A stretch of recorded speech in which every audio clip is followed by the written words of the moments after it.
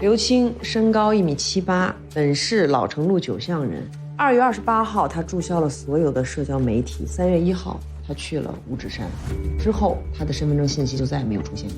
他到五指山干什么？他出发前一晚跟他父母告别的时候说，跟同学去外地做绿色食品、有机农业。跟他一起去做有机农业的同学查到了吗？就是这个，芝兰。我们查了刘青注销的所有媒体信息，发现他经常跟这位名叫手镯归田园的博主进行互动。这位博主在五指山注册了一家网店，在网上售卖当地的红茶还有其他商品。我们确认他就是刘青的前女友卜志兰。3月19号下午4点，他曾发布了一张这样的照片，写的文字是：来了一位帮手，我们将有幸福的爱情和自己的茶坊。5分钟之后他就删除了。我认为这个帮手很可能就是刘青。你们马上去一趟，把情况摸清楚。是。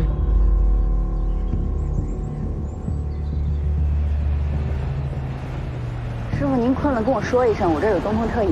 好，给我来一瓶。行，来，给我也拿一瓶。谢谢。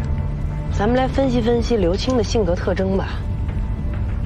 刘青他受过工作和爱情上的双重伤害，爱情伤害是毕业后被卜志兰给甩了，工作伤害是他大学毕业之后找过不少工作，但是由于表达障碍，不是面试没过，就是在工作中碰壁。移民公司是他任职时间最长的地方，也没超过1年半。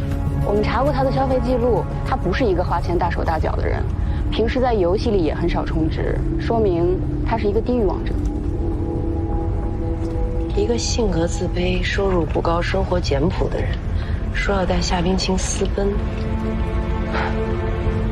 你说这不是骑着自行车拉火车头吗？刘青一直在骗吴文超。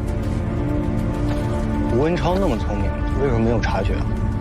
吴文超一直根本没有相信过刘青，他是把眼睛一闭，选择相信。准确。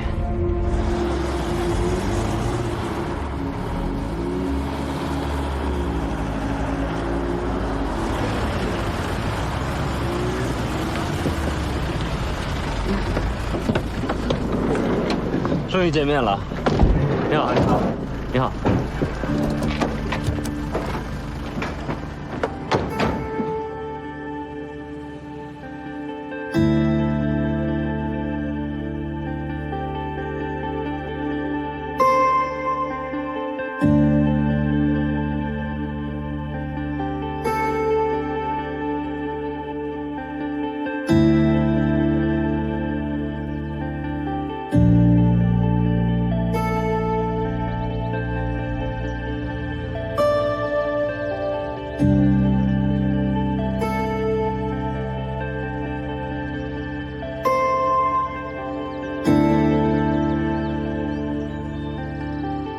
一个人看着这么美的风景，身边没有焕宇和穆大福，好像我背着他们吃了毒食。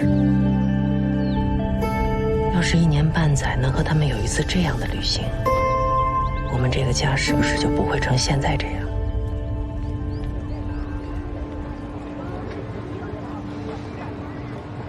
欢愉，欢愉。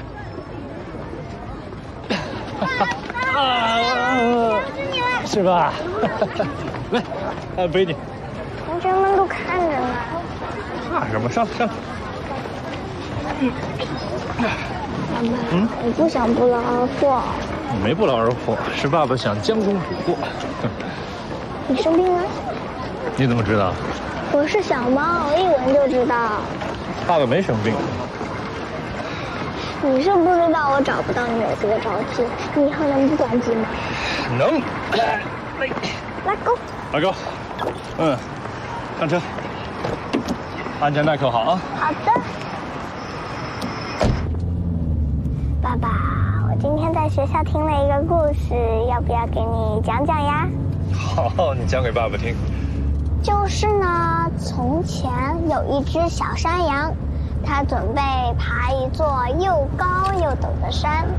小牛说：“太危险了，跟我一起到山下去吧。”但是小山羊不听小牛劝告，说：“山上的草啊，肯定比山下的草更好吃。”它爬呀爬，爬呀爬，爬的蹄子都破了，累得都走不动了。但但是呢，他一想到山上的草，就给自己加油打气。小牛怎么劝也劝不住，他就走了。小山羊它气喘吁吁地爬上了山顶，可是啊，山上一根草也没有，一根草都没有了。对呀，最后他还回不去了呢。没想到一个童话竟然隐喻了婚姻。小山羊吃腻了山下的草，以为山上的草更好吃，好不容易爬上去，结果山上什么也没有。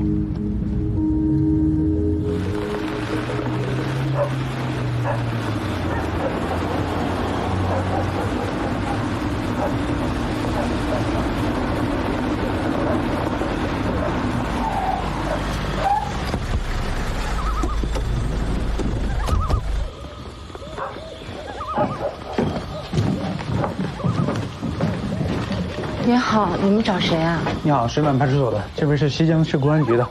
你好，我们找刘青了解点情况。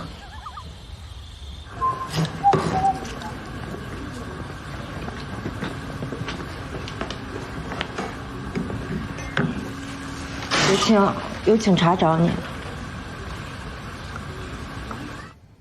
说说你到了五指山以后的情况吧。就我是3月1号下午大概4点到的五指山镇，武志兰来接的我，直接接到茶厂，就再也没离开过。你帮夏冰清办过移民手续？办过。为什么没办成功？理论上成功了。就是现在手续都全就差签字交钱，但是夏冰清反悔了。那为什么反悔？不知道。但我觉着他跟我订这合同也不是为了移民，是为了拿着这个合同去跟老板要钱。我催了他好几次，后来他急了，让我再也别烦他，所以我觉得他压根就没想过要离开。你跟文超说你们俩好上了，你要带他私奔。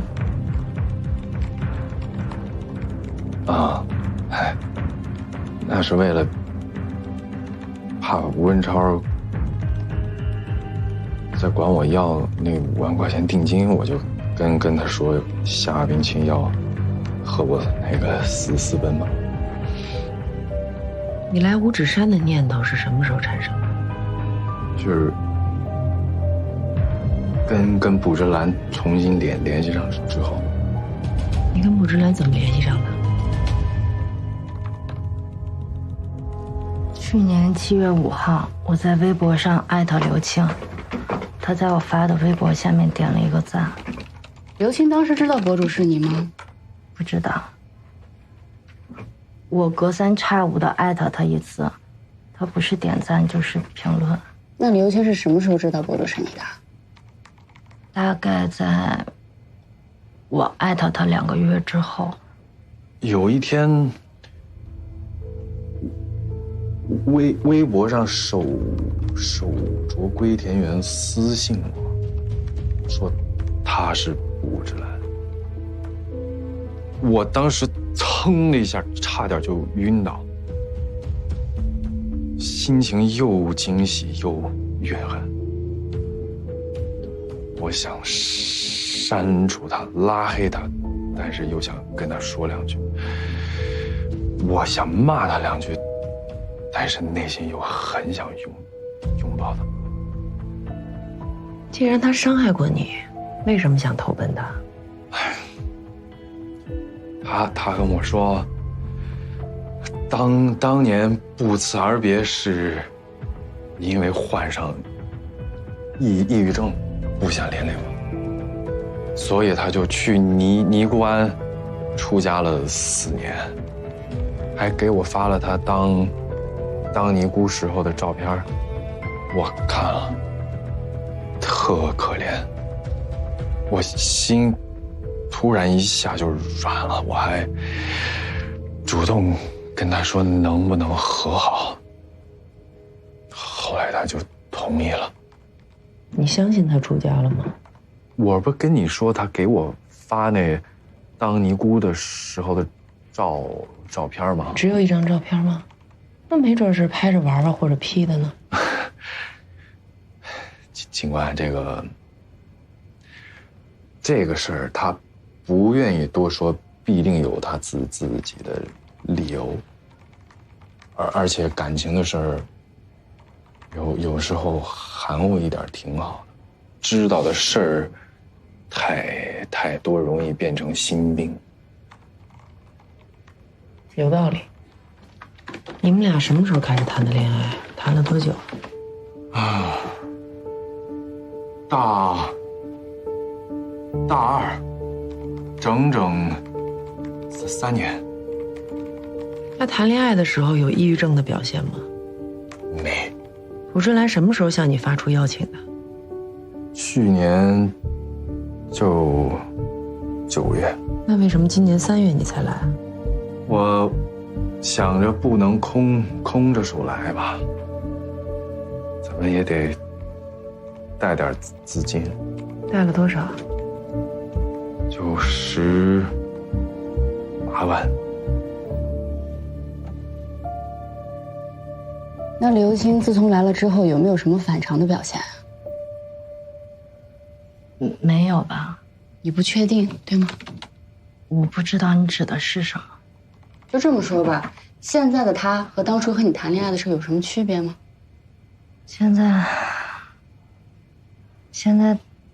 在他不用手机了。他说老玩手机浪费时间，偶尔拿我的看一看新闻什么的。其他的，他比以前更懂得心疼我。能具体说说吗？以前的他就什么都不会，现在每天早晨起来会给我做早饭，然后晚上也是等我睡熟了他才睡，因为他磨牙怕吵到我。歇会儿吧。还有，就是他投了钱，我说要给他股份，他不要。他说这些都是我的，他有我就行。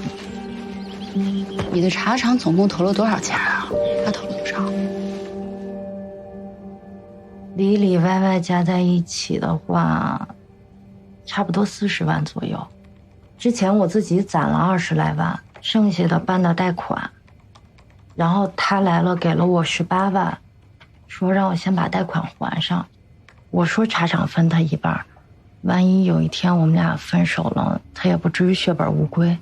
然后他就跟我说，万一真有那么一天的话，他什么也不要，都留给我。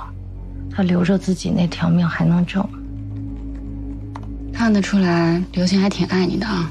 其实我也没想占他什么便宜，但是我听到他这么说的时候，心里还是挺暖的。他跟你说过这钱是怎么来的吗？他说是他这几年攒的。你相信他这钱是他攒的吗？相信。刘青从来不跟我撒谎。你知道西江市的大坑案吗？我在网上看到过，好像是一个女孩子被人杀了。你知道大坑案跟刘青有关系吗？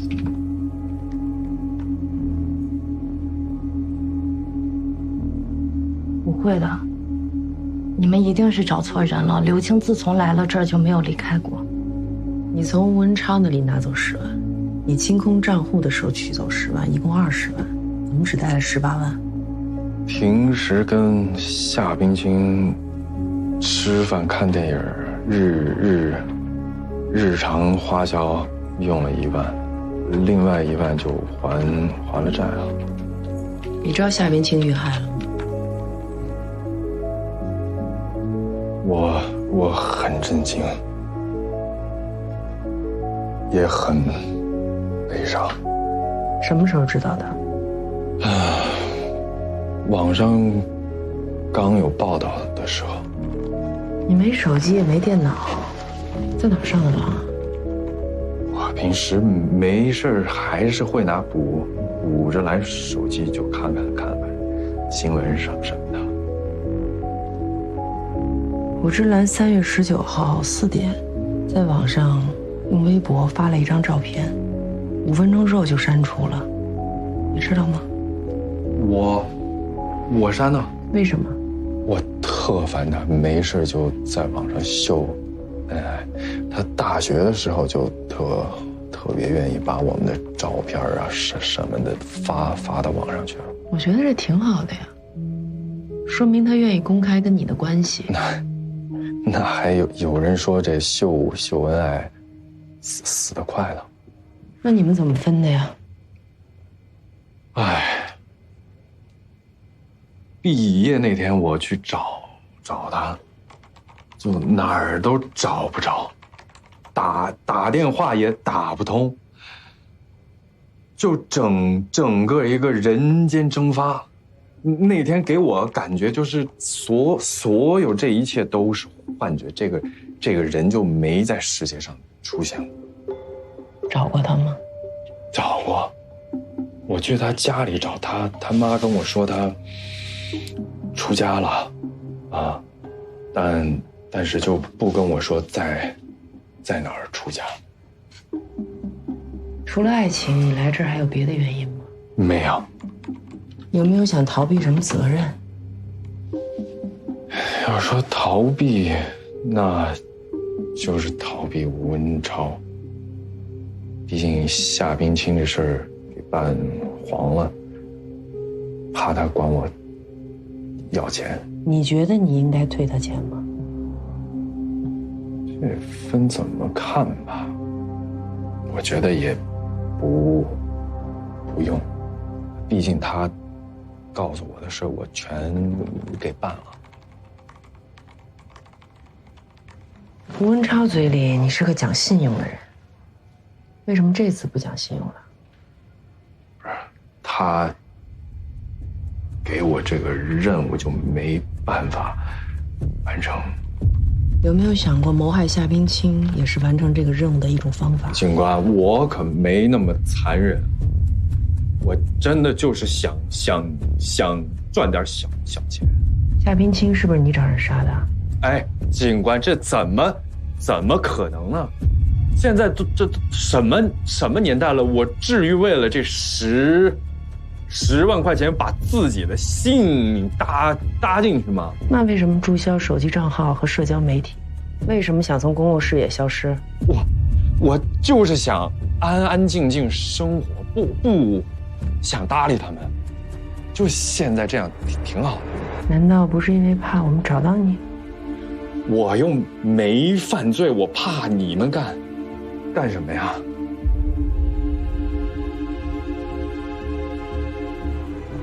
你们这儿有什么有特色的小吃啊？猪脚饭和炒粉挺好吃的。啊，他们聊了一宿，估计饿了，我帮他们打包点吃的。冉警官，刘青犯罪了吗？这个我可说了不算。不过你放心，我们不会冤枉一个好人，也不会放过一个坏人，尤其不会冤枉好人。我相信你。你别总您的，我叫冉东东，你叫我东东就行。别，我还是叫您冉姐吧。大加一微信啊，好，我扫你。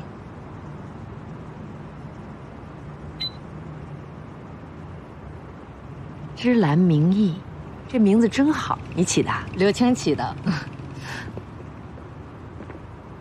这家行吗？嗯。老板，帮我打包5份猪脚饭。哎，你吃什么？我不吃，我不饿。那帮我来份炒粉。在那屋里说话是询问，在这儿咱俩就是瞎聊天。我能问你个问题吗？你要是不想回答也可以啊。没事儿，冉姐你问。我想知道你离开刘青这几年去哪儿了。你跟刘青说你出家了，但我不相信。你是跟别人好了，对吗？警察就是厉害啊。虽然我比你大，但咱们都是女的，我肯定不会告诉刘青的。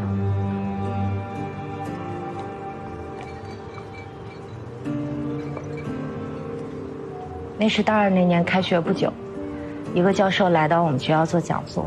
当时他人长得帅，口才也好，我一下子就被他迷住了。有一次，我有一个单独的机会去他工作室，看到那满屋子的书和他侃侃而谈的样子，我一下子心就跟他走了。然后你们就在一起了？说来也可笑，他跟我说不能这样，因为我们是师生关系。但他隔三差五的就发信息给我，让我过去，每次我还都过去了。那个时候我真的很喜欢他，可能是因为年纪小吧，就觉得喜欢就是第一位的。但是我每次去了之后，他都跟我说我不应该去，我勾引他犯错误。就这样折腾了几个月，我一生气找了一个代替品。原来你跟刘青在一起是为了气他？起初是，但后来我觉得刘青真的挺好的。他虽然有一点自卑，说话也不太利索，但他对我真的很好，所以我们俩就处下去了。那为什么突然就分手了？毕业那天，那个人给我发信息说有正事儿，让我过去一下。我一进去，他一下子就抱住了我。他说从今天起我就不是他的学生了，他可以光明正大的和我在一起了。我就问他，我说你有老婆孩子，我怎么光明正大的和你在一起啊？他说他会离婚的，他说他真的爱的人是我，让我给他一点点时间。说实话，我那个时候真的还挺爱他的，就被他说服了。但我又害怕伤害刘青，所以我索性就消失。我给刘青发了一个信息说别来找我，我跟我妈也说刘青要是来找我的话，留说我出家。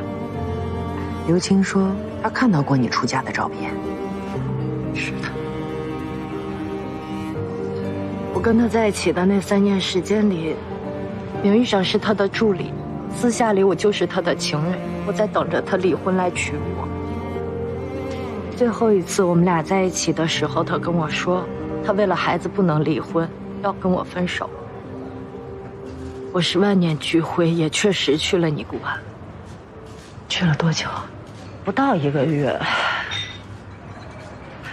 我还是属于这个城市的，遁入不了空门。那个时候我就满脑子都是刘青，我就想起他对我的好和他跟我表白时候那个结结巴巴的样子，我挺心疼的。我发现我还是爱他，虽然别人伤害了我，但我也确实伤害了他。我想弥补他，但我又不知道他当时的情况，所以我就只能在网上试探性的和他联系。然后就现在，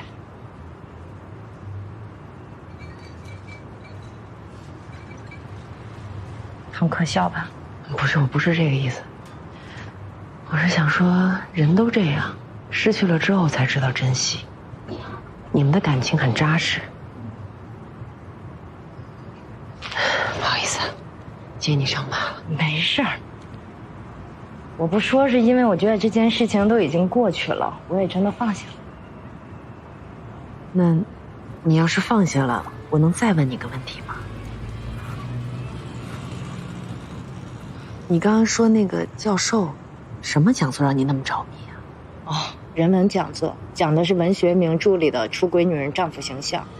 他是人文院的教授，是不是姓穆，叫穆达夫？他姓杜。穆达夫也写过一篇，论文学名著里出轨女人的丈夫形象。你刚刚说那个杜教授讲的也是这篇，怎么会这么巧？你确定你没记错吗？然姐，这个人我怎么会记错呢？不好意思，穆达夫是谁？没事没事，我弄错了。哎呀，怎么这么慢啊？谢谢。要是我不跟你说我生病了，你会出来见我吗？我最近有点烦。我只是想跟你说说话，也想跟你讨论一下我的长篇小说。你说。其实前半部分我写的还挺顺的，但是后半部分，尤其是结尾，我挺纠结，到底是应该让我的女主角重新找到爱情，还是应该让她找不到呢？肯定找不到啊！这么绝对？你看哪部世界名著里边的女主人公找到过真爱啊？说的也是。那为什么文学大师总会折磨他的女主人公呢？因为他们都没找到过真爱，所以就把自己的情绪投射到自己的小说里了。你变了，你以前可不是这样的。你曾经在文章里是赞美爱情的。太幼稚了。那是幼稚吗？我觉得是你内心的真实存在。如果你还有勇气，你就应该把他们找回来。这哪是说找就能找回来的呀？反正我不想让我的女主人公像文学名著里的女主角一样那么悲惨。那就破镜重圆呗，让她重新回到前夫身边。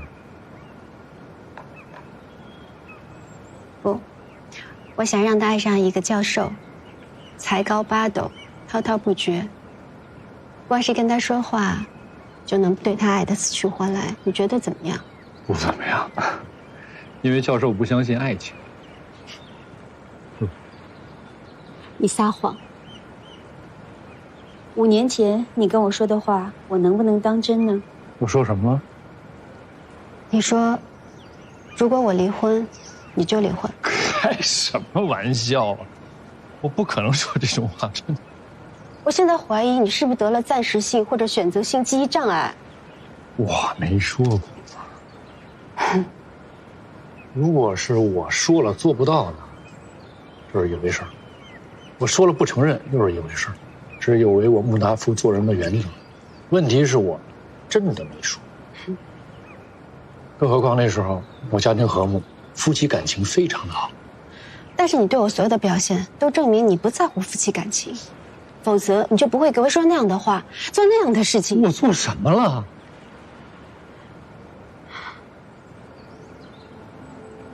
？4年前，暂躲避讳，半夜推开门进我房间的难道不是你吗？虽然没有开灯也没有说话，但听喘息声像你，闻着气味也像你，论智慧和胆量非你莫属。我们俩缠绵了1个多小时。停！玉珍啊，你那天晚上暗示我的我都明白，我想过要去的，但是我没敢去。那不是你是谁？可能你产生幻觉了吧？而且这是你小说《一夜》里面的情节吧？你是不是把虚构的东西和现实给混淆了？你小说里面背景是海边，不是暂躲。那如果我不把小说的背景放在海边，那别人就会怀疑这个故事是真的。那次海边的笔会黄安阁去了，只有他在才能证明这个故事是虚构的。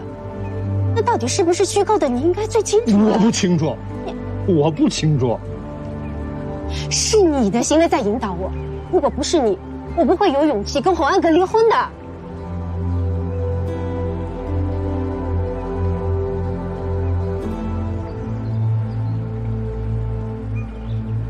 辛苦了，谢谢你的配合啊。没什么，应该的。刘青什么时候能出来？应该快了。他不是嫌疑犯吧？否则你们是不会放他走的，对吗？回去之后好好过日子，千万别做违法的事儿。你放心，不会的。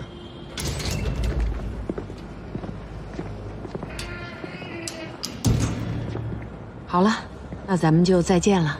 也欢迎你休假的时候来我这玩，也体验我们的生活。一定，走吧。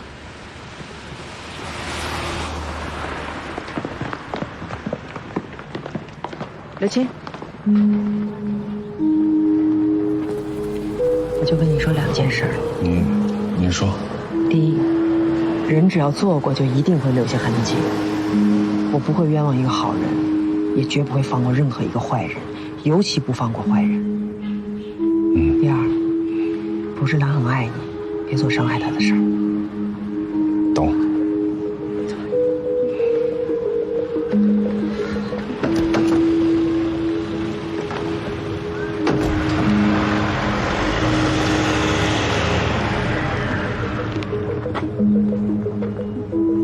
上朋友了？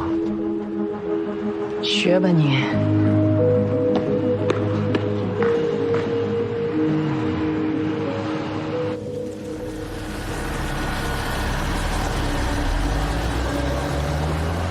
上次见面你问我，你说我们绿没绿过他们？我们都确定说没有。这还不到1个月呢，你就改口？难道你的记忆是为了需要服务吗？停车！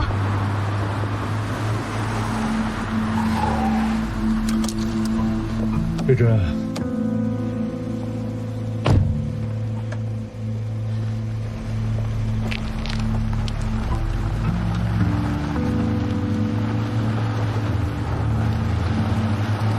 你别跟着我，我跟你没有关系。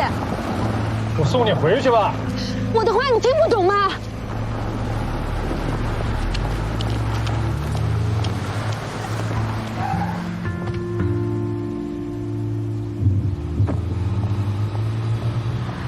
刘青除了承认骗了吴文超10万块钱，其他的什么都没承认。大坑案的线索在他这儿断了。是他不承认，还是你们搞错了方向？是他不承认。我可替你们顶不住了。媒体在追踪报道，网民在持续关注，甚至有人在网上骂我们。目前，我们好像陷入死胡同了。所以咱们不能懈怠啊！再找线索，找突破口，把所有的思路重新理一遍，不能在一条线上吊死啊！如果方向出现了问题，也许停止就是进步。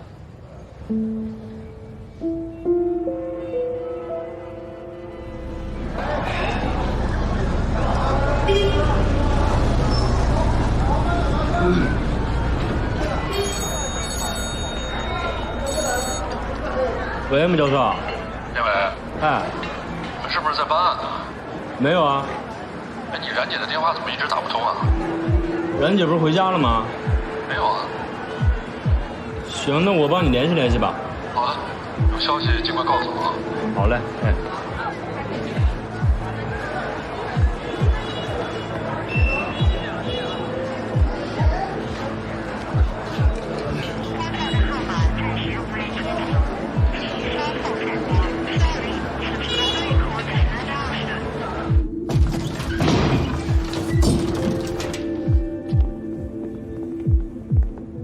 人呢？没在里边。没在啊。这儿呢。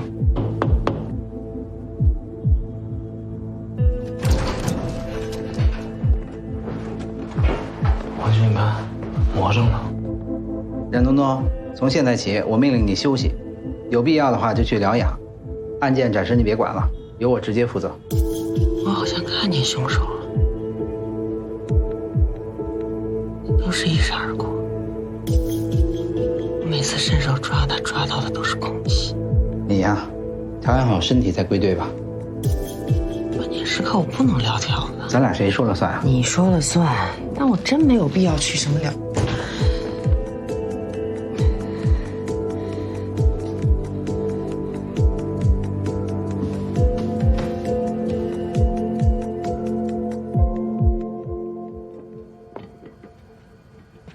又把家当刑警队。我脑子停不下来。停不下来的结果就是像昨天晚上一样，你把我们都笑死了。你遇到难题的时候，别把自己关书房里冥思苦想。车跑几千公里呢，得今天保养，人也一样。我现在今天保养算不算逃兵啊？逃兵，哎，我跟你说啊，这办案呢，就像是写文章，你没灵感的硬往下写，那肯定是废稿。你停下来，缓缓理顺思路，没准灵感就回来了。欢宇呢？怕影响你休息，送妈那儿去了。行了行了，不行了，吃饭啊，然后再补个觉。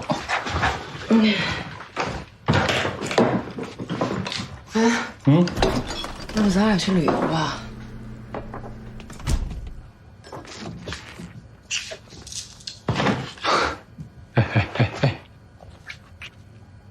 真的假的？反正也是休息，做硬散的去。你说的啊？你去哪儿？桂林吧，我还没去过呢。成，我一会儿订饼。别吃了，凉。喝点热汤啊！来，我现在吃不了热的。燥的。排骨汤啊！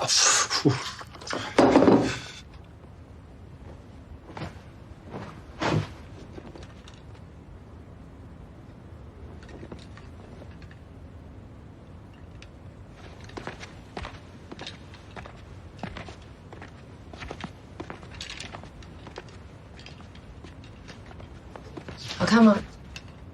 好看。这个呢？不好看。电影下单好了啊。咖啡机带不带啊？必须带上。哎，焕宇呢？他要上学。再说，咱俩好久没过二人世界了。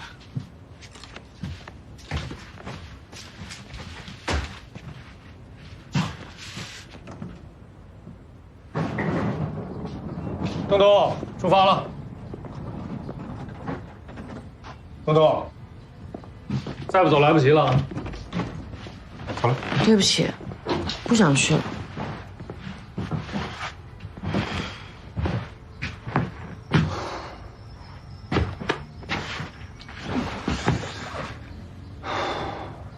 为什么呀？不知道，就突然就跟断电了似的。是你提出的要去旅行的。我也不知道我怎么了，我就是觉得，我不管到哪儿，我肯定满脑子想的都是案件，根本就放松不下去。车票订了，酒店订了，退不了。退不了就算了，没心情。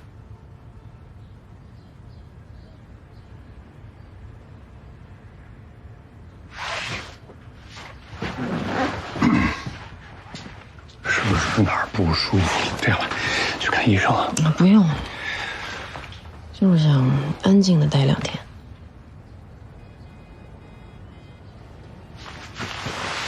抱歉啊，可能是我太敏感了。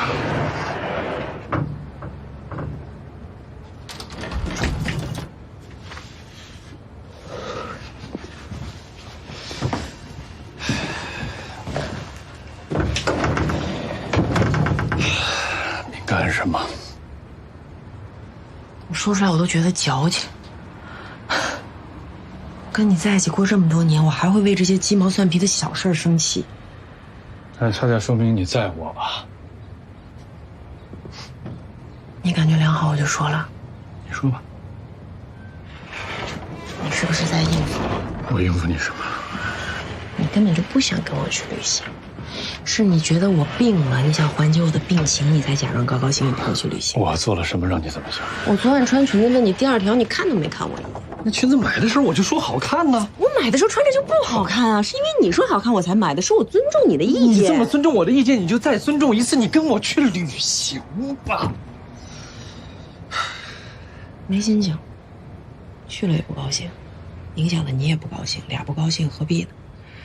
还不如去疗养院。谁去疗养院？我。你宁可去疗养院，也不跟我去旅行。我跟你有仇吗？有仇吗？有仇吗？我破烂再说。你什么时候能破呢？